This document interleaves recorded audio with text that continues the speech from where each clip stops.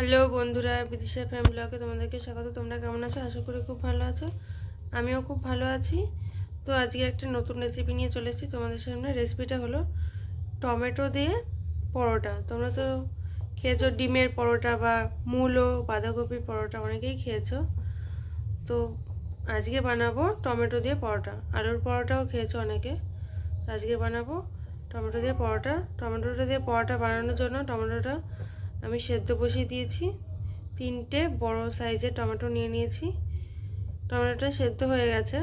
টমেটোর খোসাগুলো যখন দেখবে এরকম কুচকে গেছে, তখন ভাববে যে টমেটোটা সেদ্ধ হয়ে গেছে। তো দেখতে থাকো পুরো ভিডিও। টমেটোটা সেদ্ধ হয়ে গেছে, খোসাটা ছাড়িয়ে নিয়েছি। এবার এটাকে একটু ঠান্ডা করে কেটে নিচ্ছি, যাতে ঠান্ডা গরম ভাবটা বেরিয়ে যায়।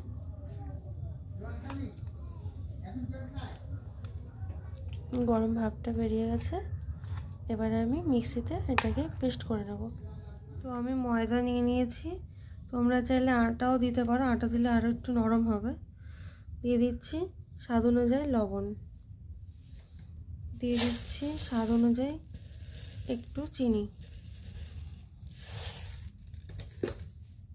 আর দিয়ে দেব একটু কালার হওয়ার জন্য একটু কাশ্মীরি লঙ্কার গুঁড়ো, আর দিয়ে দেব জিরের গুঁড়ো, ভাজা জিরের গুঁড়ো, আর দিয়ে দেব ধনিয়া পাতা কুচি। তোমরা চাইলে কাঁচা লঙ্কা দিতে পারো একটু, যে ঝাল খাও সেই মতো ঝালটা দিতে পারো। আমি আর কাঁচা লঙ্কাটা দিইনি। শুকনো সব মিশ্রণগুলোকে ভালো করে মিশিয়ে নিচ্ছি। দিয়ে দিয়েছি রান্না সাদা তেল। তো ভালো করে আমি মিশিয়ে নিচ্ছি তেলটা দিয়ে।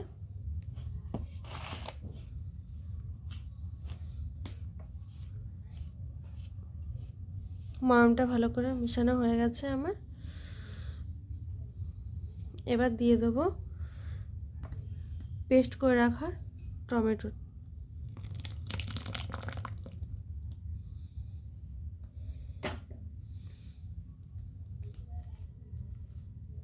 টমেটোর পেস্ট করাটা এটা দিয়ে আমি ভালো করে মিশিয়ে ভালো করে মেখে নেব। জল ব্যবহার করব না, কারণ টমেটোর যে জলটা আছে সেই জলটা দিয়ে আমার ময়দা মাখা হয়ে যাবে। দেখতে থাকো। আমার ময়দার ডোটা তৈরি হয়ে গেছে।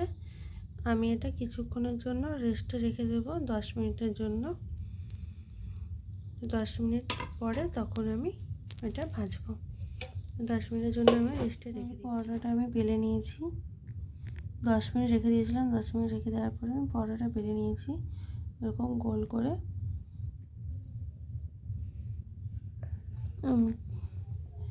তাওয়া বসিয়ে দিয়েছি, তাওয়াতে দিয়ে দিচ্ছি পরোটাটা। এপিট ওপিট ভাজা হলে তারপর তেল দেবো। তো এপিট ওপিট আমি ভেজে নিয়েছি, এবার দিয়ে দিচ্ছি তেল।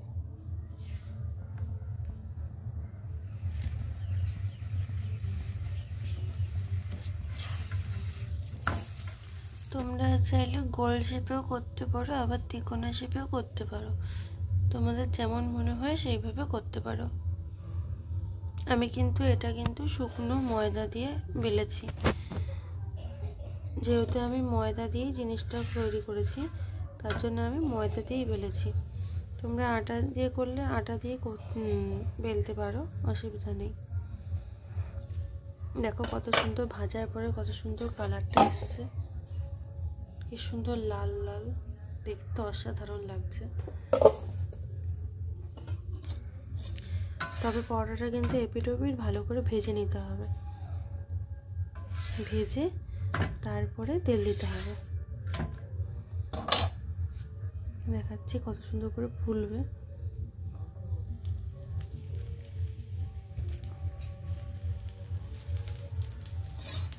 দেখো কত সুন্দর ফুলছে।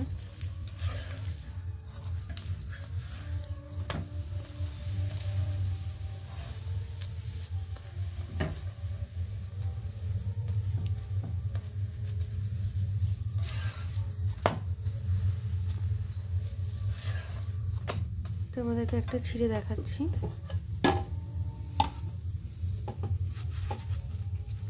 দেখো কত সুন্দর হয়েছে পরোটাটা, দেখতেই পাচ্ছ খুব নরম। তোমরা এইভাবে বাড়িতে করে খাবে, আশা করি ভালো লাগবে। আমার পরোটা তৈরি হয়ে গেছে। এইভাবে আমি সব পরোটাগুলো ভেজে নিলাম। দেখুন পরোটা কত সুন্দর হয়েছে। আমি পিট পিট করে ভালো করে ভেজে নিচ্ছি। এই পরোটা আপনারা কোনো তরকারি কিংবা আচার চাটনির সঙ্গেও খেতে পারেন। সঙ্গে একটু স্যালাড নিলে বেশি ভালো লাগবে।